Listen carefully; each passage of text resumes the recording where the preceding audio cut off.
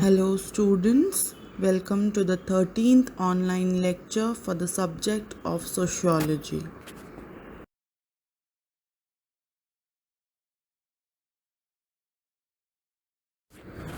In the previous lecture, we started with the third chapter of our textbook, that is Diversity and Unity in Indian Society.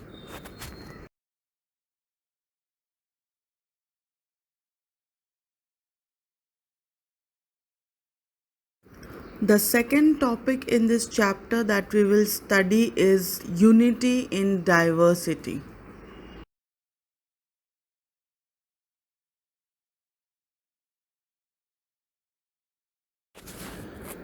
India is a country where people from diverse social locations function as a society.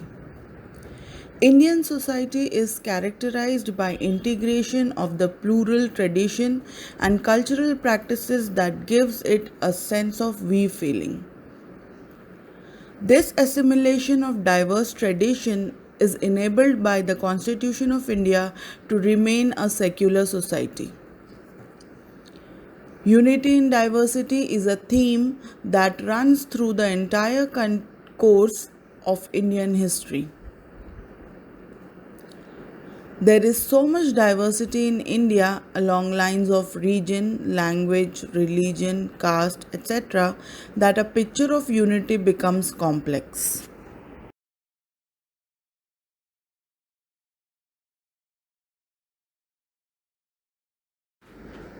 India has always assimilated strands of different cultures that it came into contact with and at the same time has retained the essentials of its own.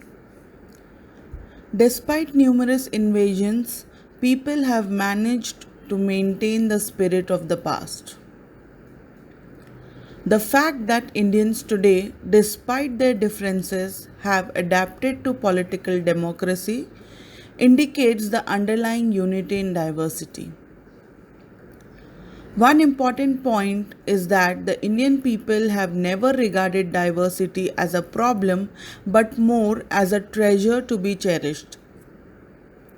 The inner strength of India lies in our ability to accommodate variety and multiplicity within the framework of larger unity. It is a sign of a healthy organism that the processes of integration and differentiation go on side by side. This is indicative of civilizational unity.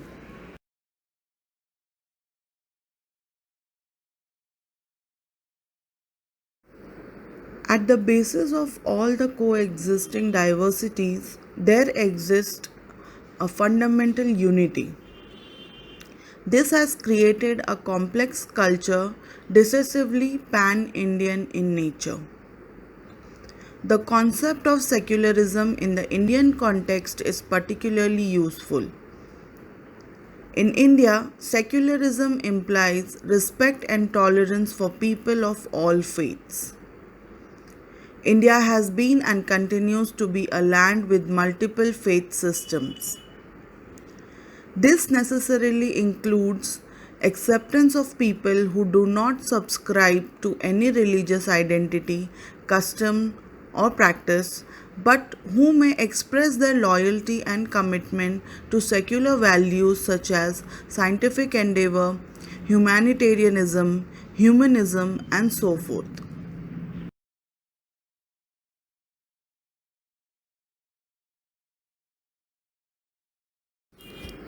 Unity implies oneness or a sense of oneness, meaning integration. However, unity does not mean uniformity, which implies similarity. Unity within diversity is visualized in the geopolitical sphere, institution of pilgrimage, tradition of accommodation, interdependence, emotional bonding, etc. In this lecture, we will discuss about the process of unity in India, that is, number 1, geographical unity, number 2, religious unity, number 3, political unity, Number 4, linguistic unity. Number 5, cultural unity.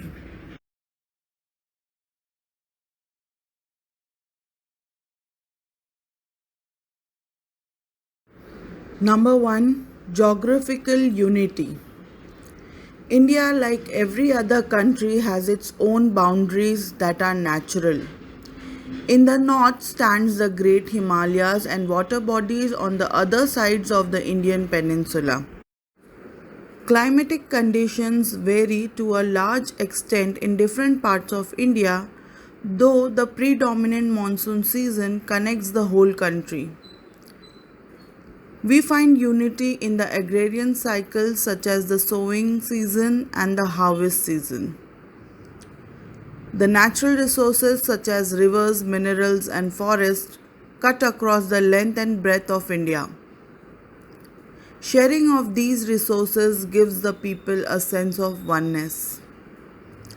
Festivals such as Onam in Kerala, Makar Sankrant in Western and South India, Pongal in Tamil Nadu, Baisakhi in Punjab, and Bihu in Assam revolve around the harvest season.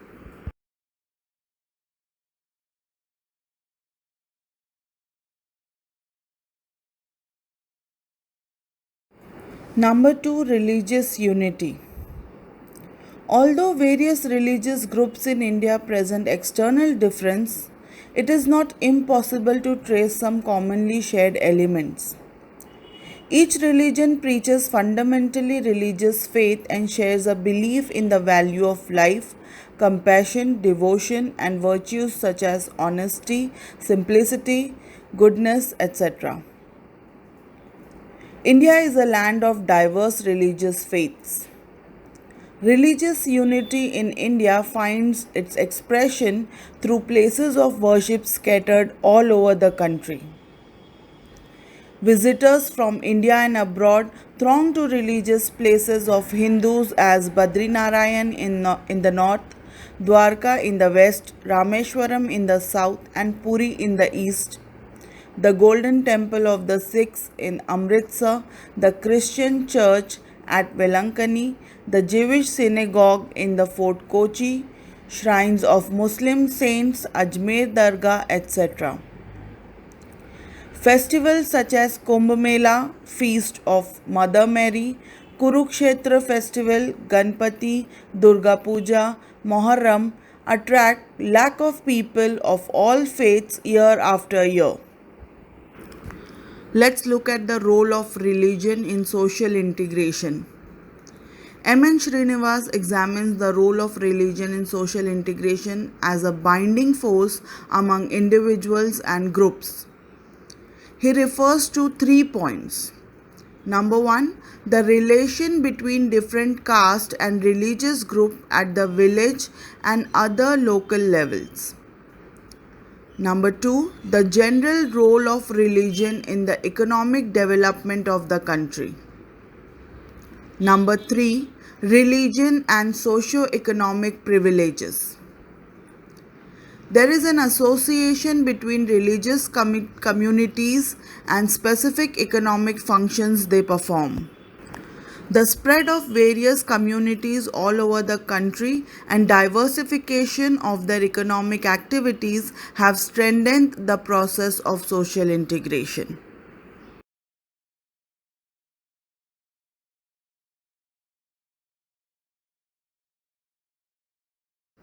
Number 3, political unity. India is a plural society and it is rightly characterized by its unity and diversity. National unity and integrity have been maintained even though sharp economic and social inequalities have congested the emergence of an egalitarian society. The 5-year plans and several developmental schemes were geared towards uplifting the poor and the weaker sections of society as a whole. The Constitution of India has established the rule of law throughout the country. All citizens are equal and subject to the same authority.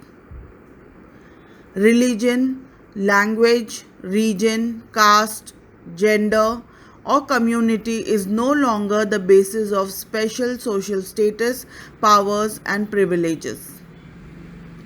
The weaker section of society, the scheduled caste, the scheduled tribe, denotified tribes, other backward classes, religious, linguistic, and sexual minorities have been given special concessions for their betterment.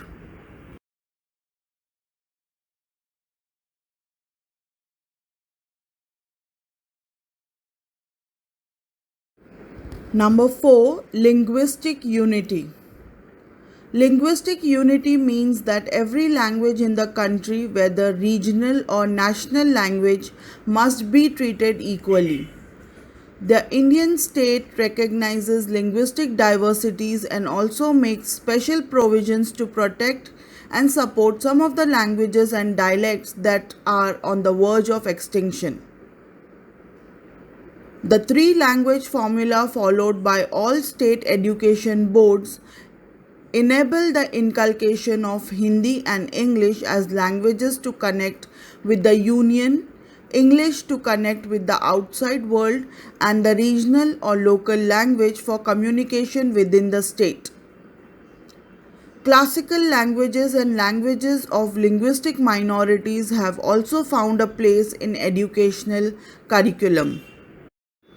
Many educational bodies offer learners the option of answering their examination in a range of mediums, example Marathi, Hindi, Urdu, Gujarati, Kannada, English, etc.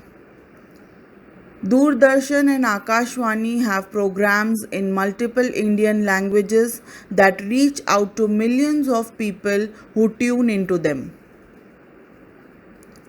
These are measures to promote a sense of linguistic unity among multilingual people of the land. However, language is a double-edged sword. It can act as a barrier for many on the one hand, and on the other, it serves as a bridge linking people from across the country.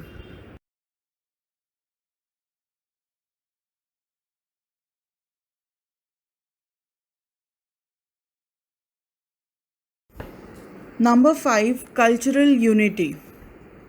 Indian culture exhibits cultural unity reflected in the literature and thought of different communities despite the obvious differences in customs and traditions. Festivals like Diwali, Onam, Eid, Raksha Bandhan, New Year, Christmas are remembered and celebrated all over the country. This is possible only because cultural unity does exist in India. Various saints, writer, artists, for example, Aurobindo, Mother Teresa, Baba Amte, Tagore, Bhimsen Joshi, through their life work have revealed the feeling of belonging to each other, a sense of identity, of purpose and emotion. There are various patriotic films based on the principle of cultural integration, showcasing classical musicians, singers, folk artists, craftspersons, artists, sports persons, dance forms, defense services, philanthropists, reformers, etc. Such presentations evoke a sense of love, concern, as well as pride for that which is Indian.